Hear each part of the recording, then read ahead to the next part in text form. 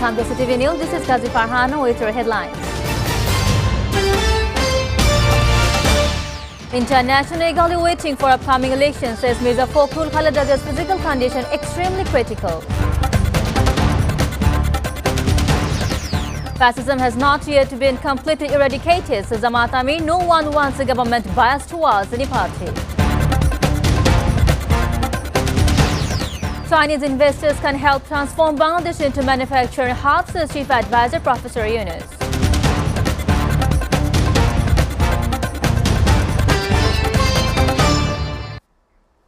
Now in details. BNP Secretary General Mirza Fakhrul Islam Alamgir today said the international is eagerly waiting the national election, which is scheduled to be held in the first half of February next year. He said, "We are now going through a time where the entire nation is waiting for the national election in February next year, through which we will be able to return to a democratic system, and everyone wants this." Fakhrul made these remarks while addressing the inaugural session of the Bangladesh Federal Union of Journalists BFUJ Biennial Council 2025 as the chief guest at the National Press Club. Emphasizing the need to ensure freedom of expression in a democratic society, he said, "While returning to such a system, we must remember that we need to grant others the freedom of expression. Freedom of expression must be valued. The core principle of democracy is that I may not agree with you, but I will certainly protect your freedom to express your opinion."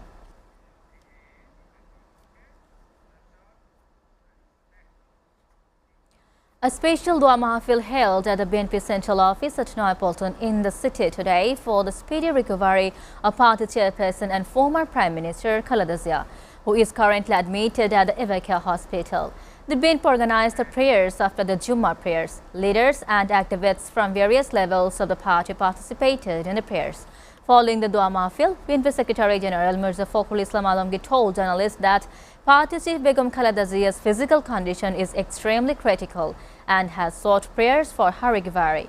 Fakhrul said Khaleda Zia's contribution to the democratic movement is undeniable and that she had struggled her entire life for democracy.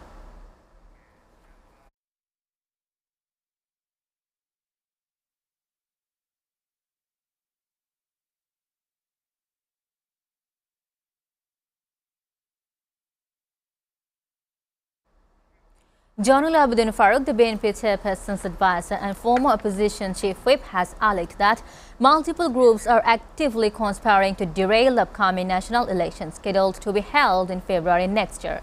Speaking as the chief guest at a protest rally in front of the National Press Club today, the BNP leader said nationalist forces have always tried to confront such conspiracies through fair election. This time, too, new plans are being executed by various quarters to obstruct the polls, he added. If the BNP's 31-point plan for state reform is successfully implemented and a fair election is held under the interim government, all these conspiracies can be thwarted, Farooq added.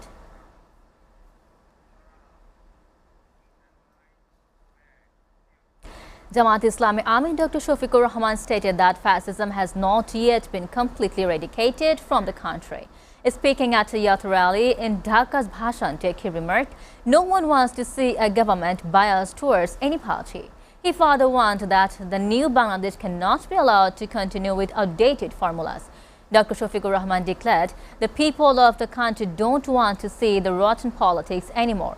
He reiterated that although fascism has weakened, it has not been fully eliminated. He urged the nation to avoid divisive politics and work together to build a corruption-free society. At a rally organized by Jamaat Islami in the Dhaka 17 constituency at the BRP ground in the Bhashan Tek, central leaders of Jamaat Shibir emphasized that the people of the country do not want those who oppose reform to remain in power.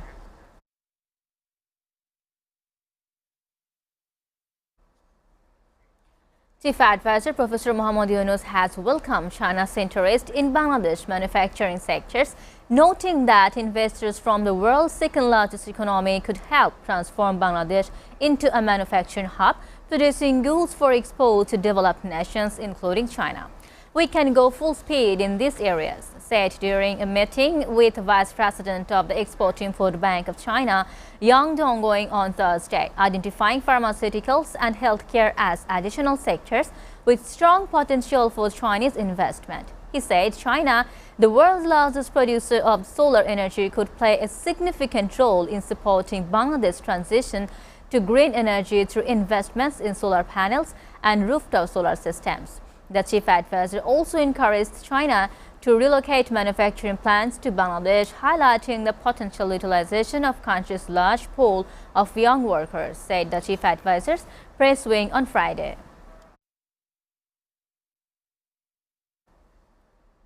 A bus parked beside a road in Dhamrai, Dhaka caught fire late last night, with the police probing the exact cause of the blaze. Before firefighters could reach the scene, locals managed to extinguish the flames using water and sand. No casualties were reported. Dhamrai Police Station Sub-Inspector Porimon Sutrodhar said the blaze damaged all seats and window panels inside the bus. He said the exact cause of the fire will be known after investigation. According to police and fire service sources, the bus belonging to Nirapod Poribohon had been parked on the side of a regional road near a maize mill.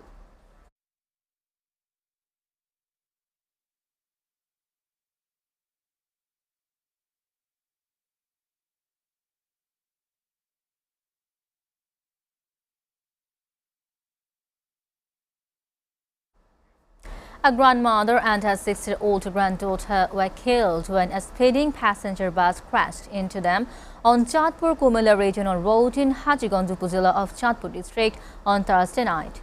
The deceased were identified as Nazma Begum and her granddaughter Marjia Begum, residents of the Lokipur village in Faridganj Upazila of the same district. According to police and witnesses, the Chatpur-bound bus of Pada Poribohon rammed into them while walking along the road in front of a hotel around 9:45 p.m., leaving them critically injured. They were rushed to Hajiganj Upazila Health Complex, where doctors declared Marcia dead on arrival and admitted her grandmother, they said. The grandmother was later shifted to Kumala Medical College Hospital and succumbed to her injuries on the way around 11 p.m.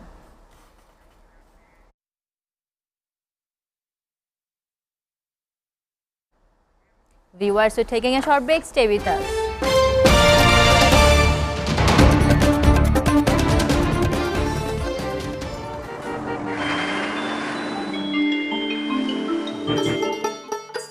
সারা দেশে লাখো মানুষের কঠোর কর্মতৎপরতা ও নিষ্ঠায় SA পরিবহন parcel and courier service এখন 16 কোটি মানুষের হাতের নাগালে।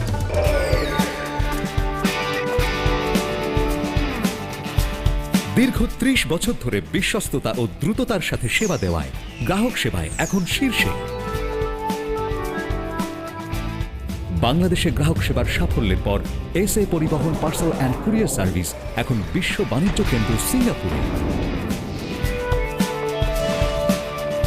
আপনার যে কোনো পণ্য সিঙ্গাপুর থেকে বাংলাদেশে বুকিং এর জন্য যোগাযোগ করুন। এসএ পরিবহন private limited, logistics parcel and courier service, 22 Roberts Lane, Singapore 218302. Phone 0065 629 24900.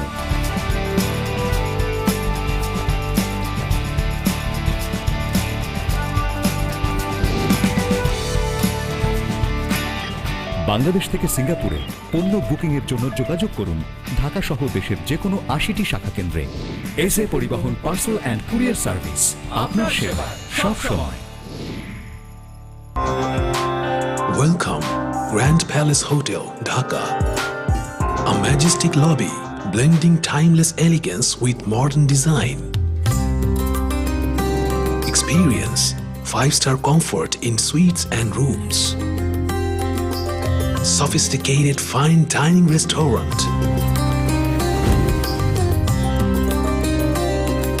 Crystal clear swimming pool for ultimate relaxation. Modern gym and serene spa for well-being.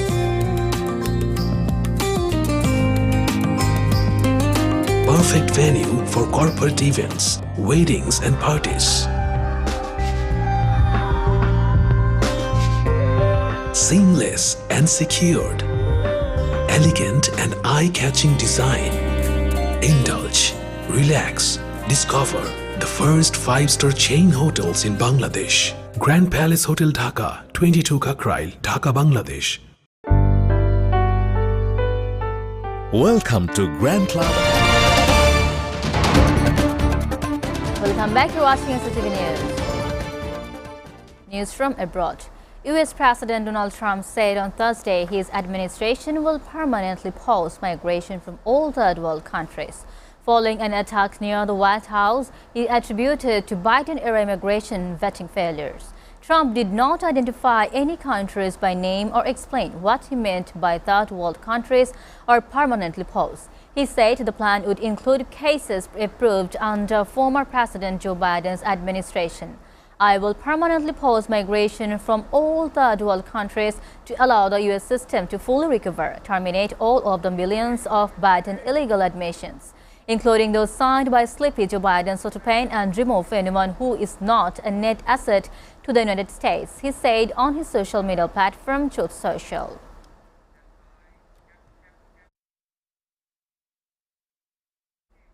Imran Khan's son, Kashim Khan, has issued a sharp public appeal over his father's treatment in prison, alleging that the 73-year-old leader has been held in solitary confinement for weeks with no family access and no transparency from authorities.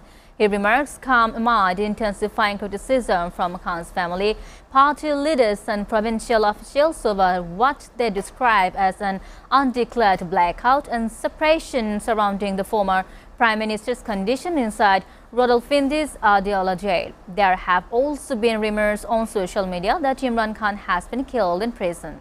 The rumors surfaced and spread like wildfire after a handle called Afghanistan Times claimed that credible sources said that the former Pakistan PM had been murdered in Adiola jail. The claims have not been confirmed by any credible agency or department and have also been categorically denied by the prison authorities. Hong Kong firefighters searched through a high-rise tower complex apartment by apartment Friday for more victims after massive fire engulfed 7 of its 8 buildings, killing at least 128 people in one of the city's deadliest blazes. Crew were prioritizing apartments from which they received more than 24 calls for assistance during the blaze but were unable to reach.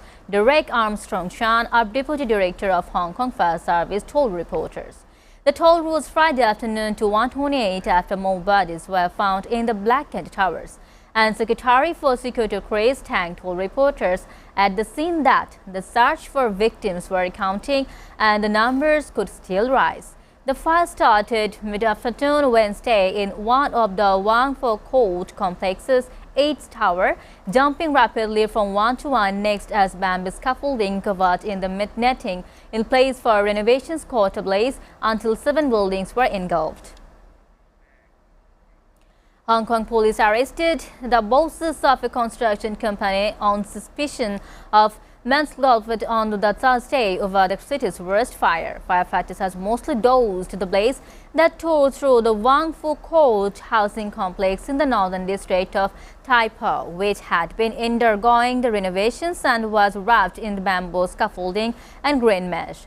Police arrested 2 directors and an engineering consultant of Prestige Construction, a firm contracted to perform maintenance on the buildings. Police said those arrested were under suspicion of manslaughter for using unsafe materials.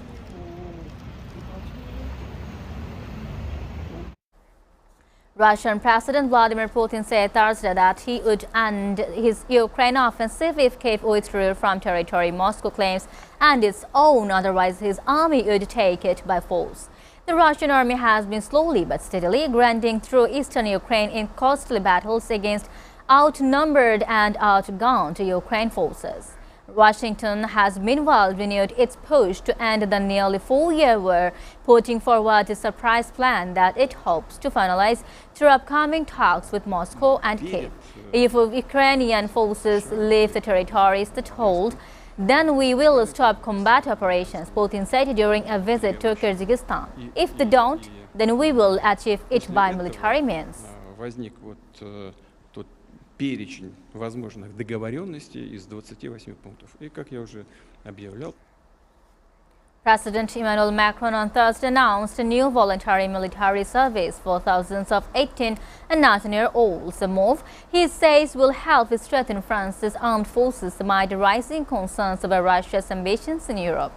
Speaking at Versailles military base in the French Alps, Macron said the 10-month program will begin next summer and will deploy young volunteers across mainland France's and overseas territories, but not to combat missions abroad. In an uncertain world where power often outweighs law, our nation cannot afford fear or unpreparedness, Macron said, calling the youth program a new national service that will be phased in gradually. The first group of 3,000 volunteers will be selected next summer. The intake is expected to rise to 10,000 a year by 2030, with a long-term target of 50,000 participants annually by 2035. Depending on global security conditions. The death toll from floods and landslides on the island of the Sumatra in Indonesia this week jumped to 84 people, rescue officials said Friday, with dozens still missing. As of this morning, the number of fatalities is 62, with 95 people injured, both serious and minor injuries. At least 65 people are still being searched for, North Sumatra police spokesman Ferry Walentukan told. In the neighboring province West Sumatra, at least 22 people have died, with 12 others missing, according to the local disaster agency.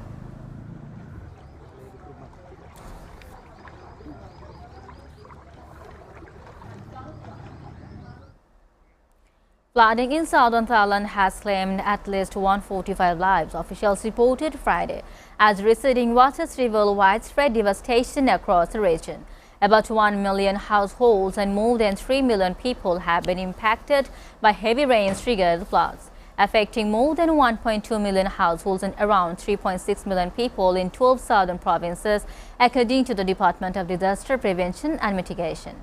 Government spokesperson Suripong Angkasalukul said 8 provinces have reported fatalities, with Songkhla province hardest hit, recording at least 110 deaths. Search and rescue operations have improved as water level have dropped, allowing teams to reach areas previously submerged. In Hat Yai, Songkhla's largest city, rescuers recovered more bodies as excess increased, contributing to a sharp rise in the province's death toll.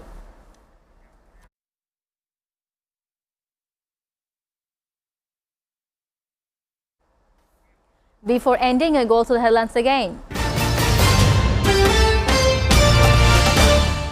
International eagerly waiting for upcoming elections, says Mirza Fakhrul. Khaleda Zia's physical condition extremely critical.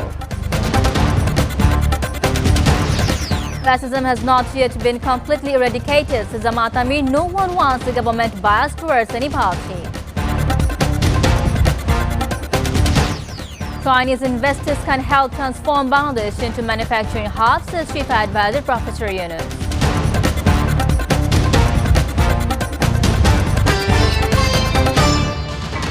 We're updated with the top stories so far here on SATV, and to know the latest news, visit www.satv.tv. Stay with SATV.